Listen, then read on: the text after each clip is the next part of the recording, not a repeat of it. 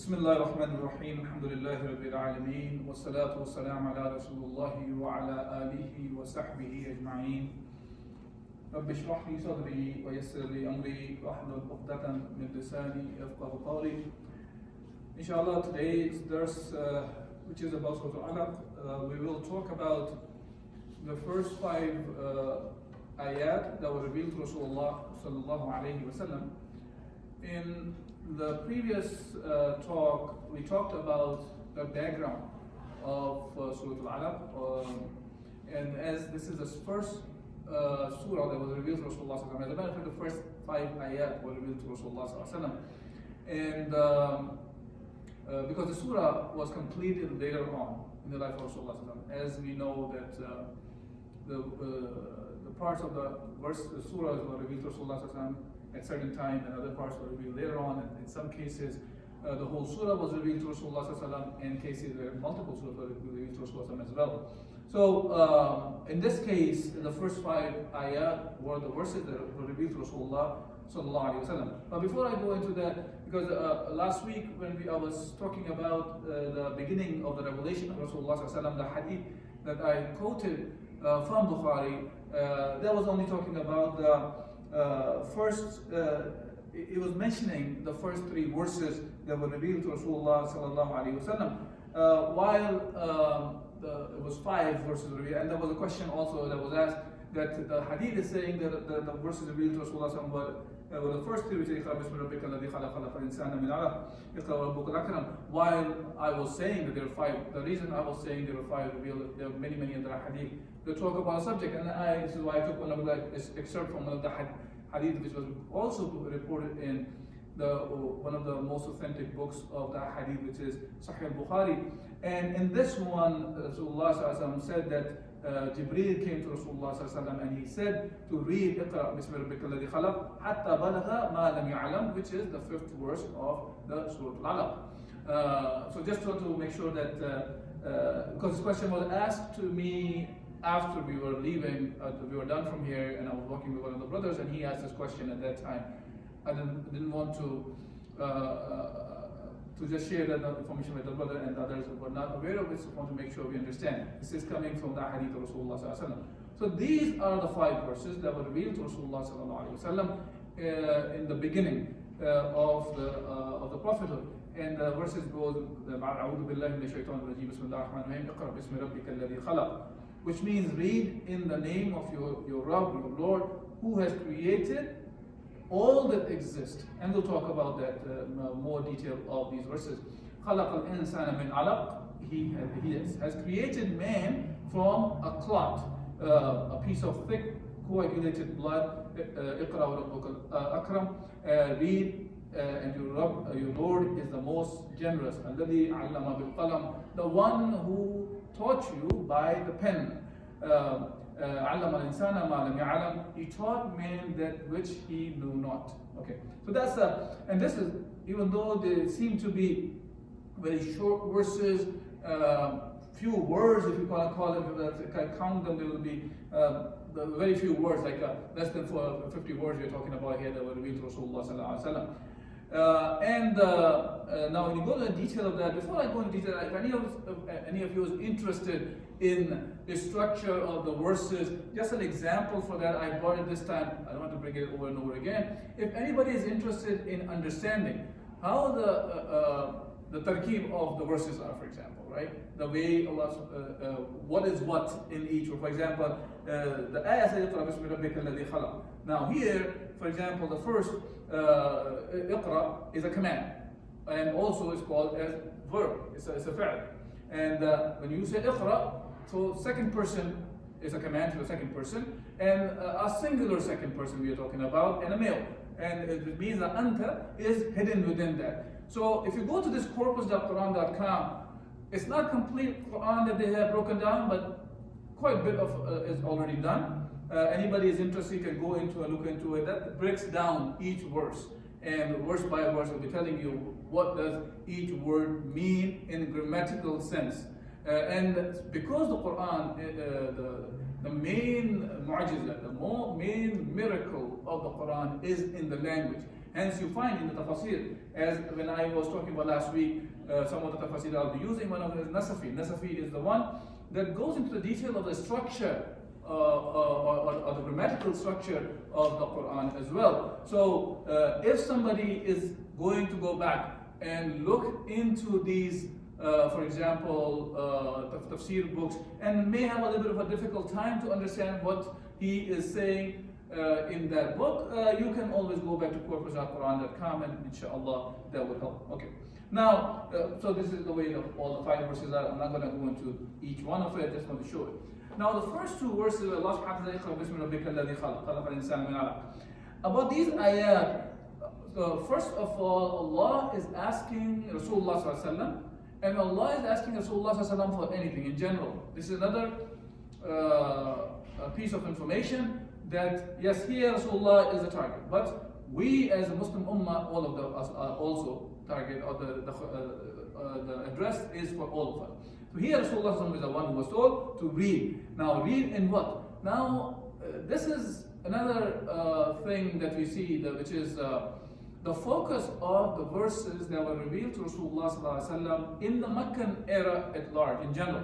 Not only these verses of Surah Al-Alaq, but we find in general, they are geared more towards the Iman, about the Tawheed, about the Aqidah. And hence, it starts with something to remind us that who are you reading in the name of? In the name of your Rabb. But who's the Rabb? And that Rabb is defining, this Rabb has the quality of takhliq. He's the one who is al-Khaliq, the one who creates. Who creates, not only creates, he creates out of nothing. And now here, it does not say in the first verse that what is it he created? He creates everything. Okay? And then Allah goes towards human beings and talks about خَلَقَ الْإِنسَانَ مِنْ عَلَقٍ, and he created man from a clot. And Ibn Kathir goes into the detail of that, and he says that these ayat inform the beginning of the man's creation from a dangling clot, and that out of Allah's generosity he taught man that which he did not know. Now, the question can come in that, okay, well, man was created from the clay, from the dirt that Allah subhanahu wa ta'ala talks about. Here Allah subhanahu wa ta'ala is talking about how the human race continues on, and we see that how Allah subhanahu wa ta'ala continues the race of Bani Adam, or the children of Adam alayhi salatu wasalam. And then the purpose of that is to show that, look, who the human beings are in reality. And this idea of talking about what humans are created of has been repeated many places in the Quran. And Allah subhanahu wa ta'ala mentioning about the creation, how human beings come into existence, is more of us to understand who we really are. Many a time we find a human become the Khasimun Mubin, meaning he's the one who fights quarrel with Allah subhanahu wa ta'ala. The one who has been created with dirty water, when the man and woman get together, and from there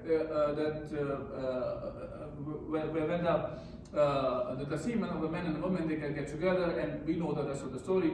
But the thing is to reminding us we were nothing, and then Allah Azza wa Jal is the one. Allah is reminding us He is the one who gave us this life. He is the one, because at the end of the day, this question about who we are, where we come from, what happens after we die, and what is the purpose of life, this is something that comes into the mind of all the human beings, Muslim, non-Muslim. But here Allah Azza wa Jal is the one who is telling us actually that when Allah is asking Muhammad sallallahu alaihi wasallam in this verse to read in the name of in the name of your Rabb, the Rabb who created everything.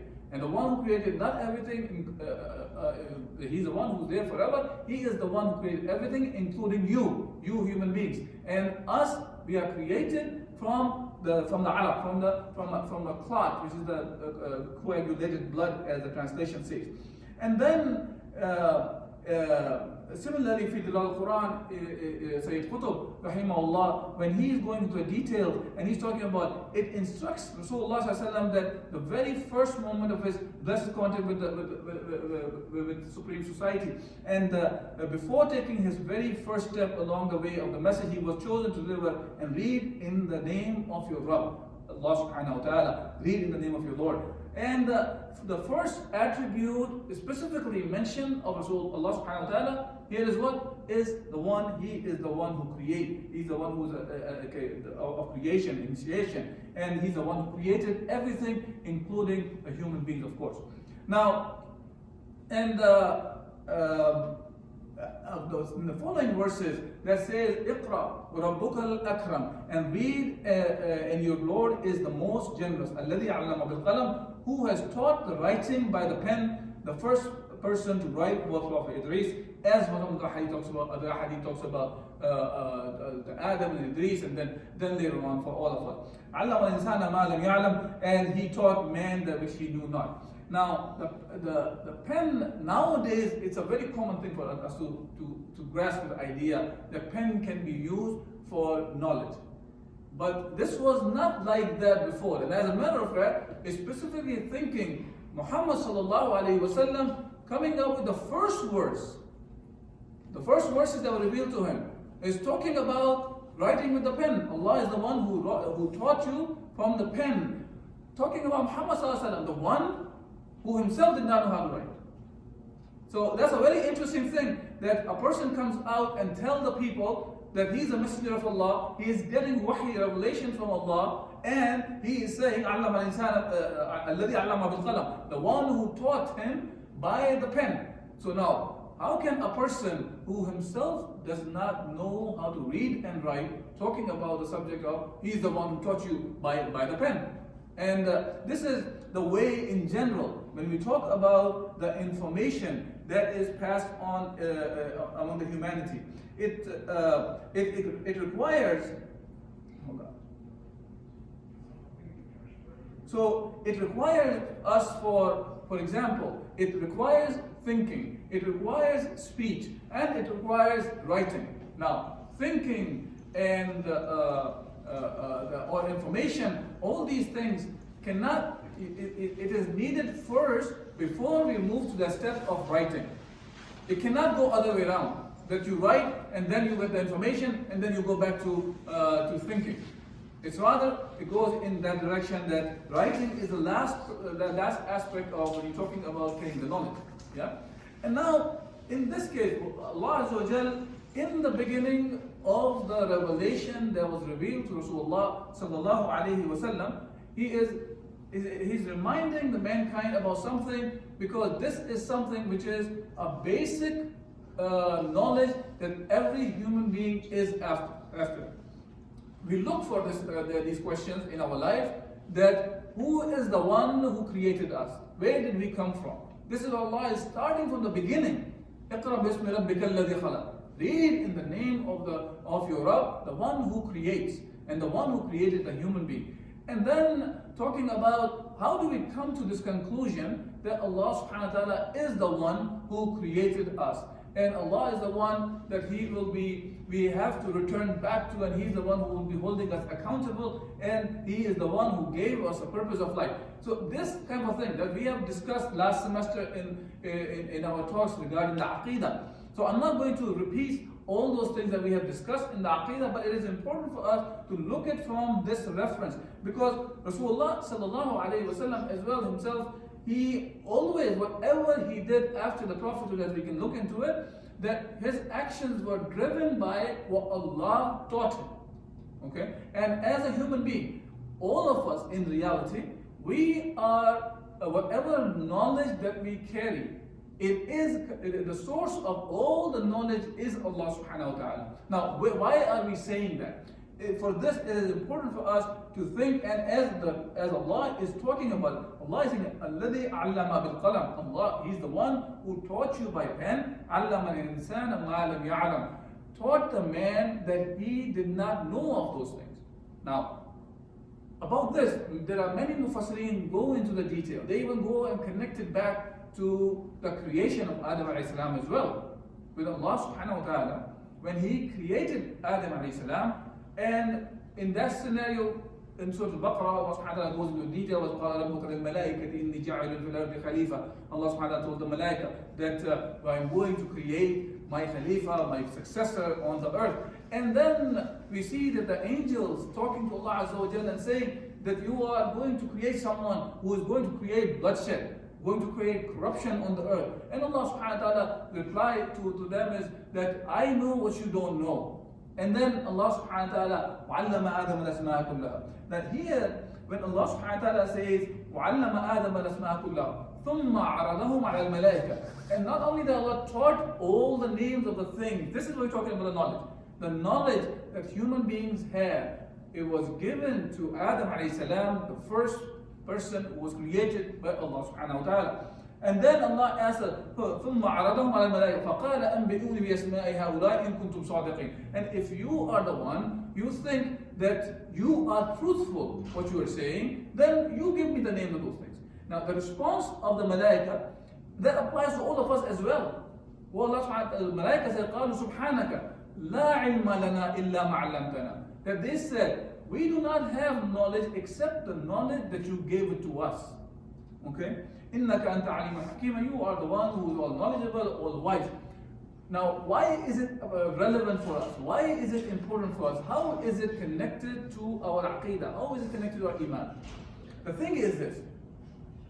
For us to even say that we need Allah subhanahu wa ta'ala, or He is the creator of all the things, how do we come to this conclusion? One of the things is to understand that we as humans need information to come up with any kind of a thought that we come up with. Any thought we come up with that requires previous information for us to conclude a thought. Okay? What I mean by that is this. Anything that we see. For example, there is a chair in front of me. So for me to say this is a chair, there's a reality that looks like a chair, and my senses are working, that my senses receive this information about the chairs, what it looks like, the reality. It conveys to my mind, a working brain that human beings carry. And then I have some information in my mind and brain that tells me, okay, that something that looks like this is a chair. Now, the thing is, I already have the previous information. What about the people, or a child that comes to this world? Every child that comes to this world does not have this information. This is why you take a child and put him anywhere. For example, if you put him in a place where people speak English, he will start speaking English. If you put him in a place where they speak Arabic, the child will start speaking Arabic. And you take him and put him in a place where they speak Urdu, they will be speaking Urdu, and so on and so forth.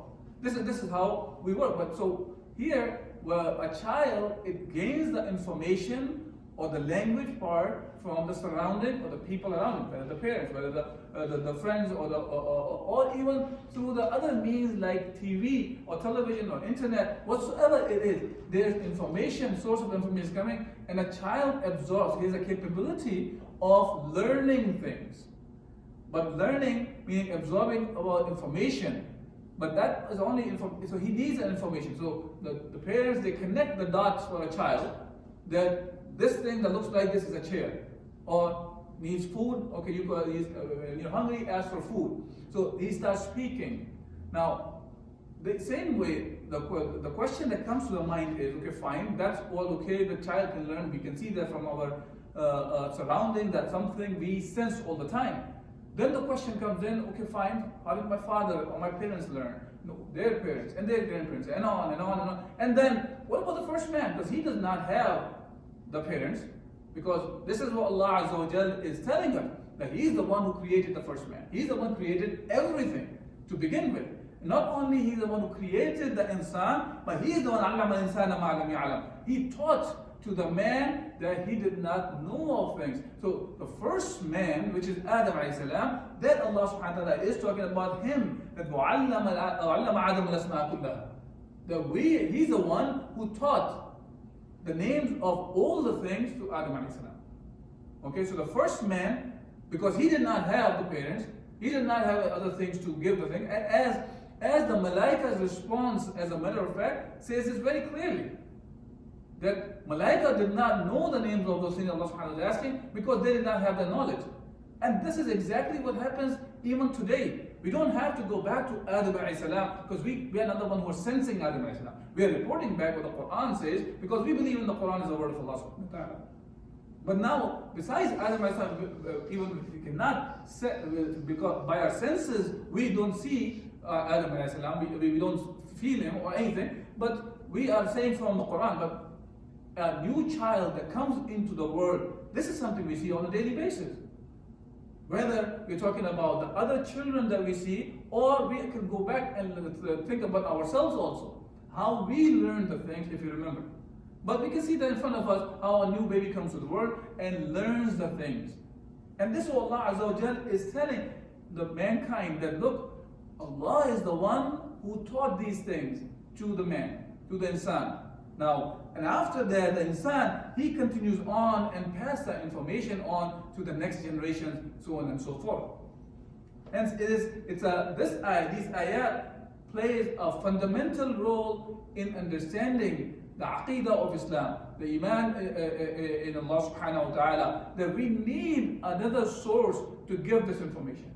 If we don't have that, we will not be able to have any kind of a thought. And this is where the communists or socialists, when they come, or the people who call themselves as atheists, when they come and they reject the existence of Allah subhanahu wa ta'ala outrightly, completely, and they say that human beings came into existence of their own.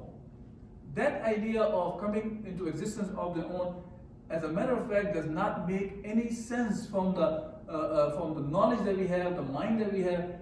This information does not make any sense that human can learn the things of their own. Think of this way. And I talked about this example in previous Aqidah classes as well. Think of this way. If you have a book or something in a language that you don't know, okay? And as a matter of fact, this is something that happened in, what is it called, the Greek, with the pyramids, they found those pictures, holographic, what's it called? Hieroglyphics. Huh? Hieroglyphics, I guess, that's the word.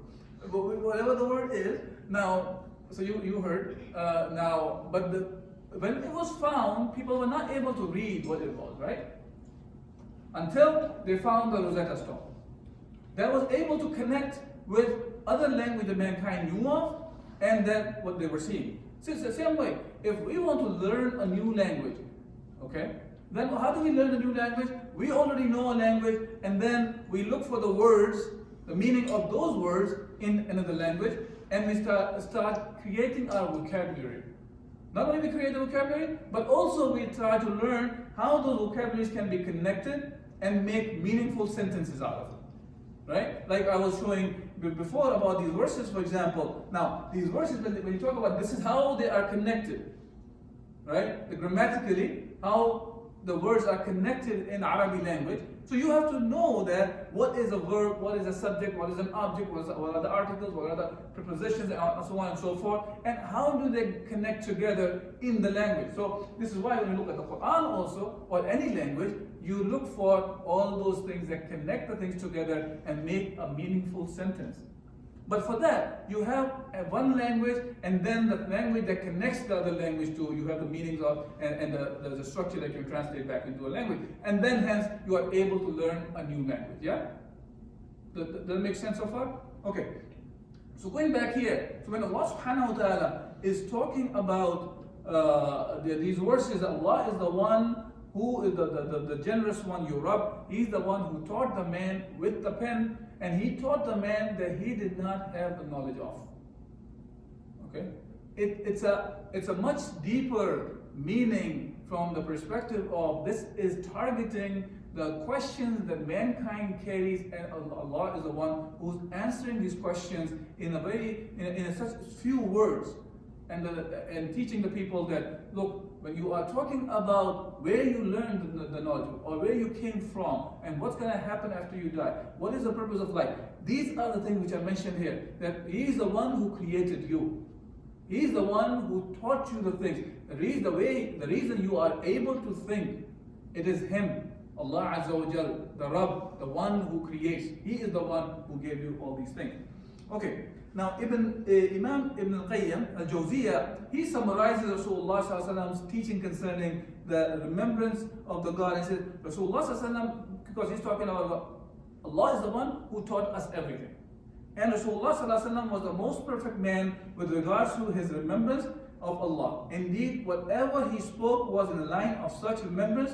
His commands, prohibitions, legislations, what he taught about the Rabb or the Lord, and his attributes, judgments, actions, promises, threats, were all part of this remembrance that Rasulullah ﷺ was remembering. When we say that the Quran is a dhikr, Quran is a reminder, or the one remembrance, what it means by that is, it is giving us all those things.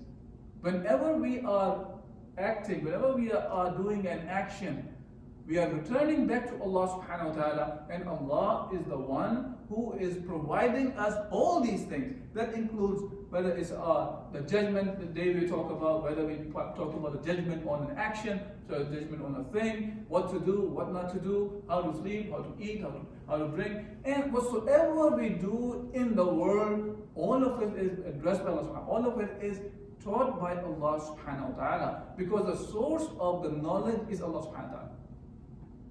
Okay? The source of knowledge that we're talking about is Allah subhanahu wa ta'ala. So this is the only 5 verses that I want to talk about today. I will not talk about the other verses, because the other verses, even though they are part of Surah Al-Alaq, they're not the ones that revealed in the beginning of the Wahy.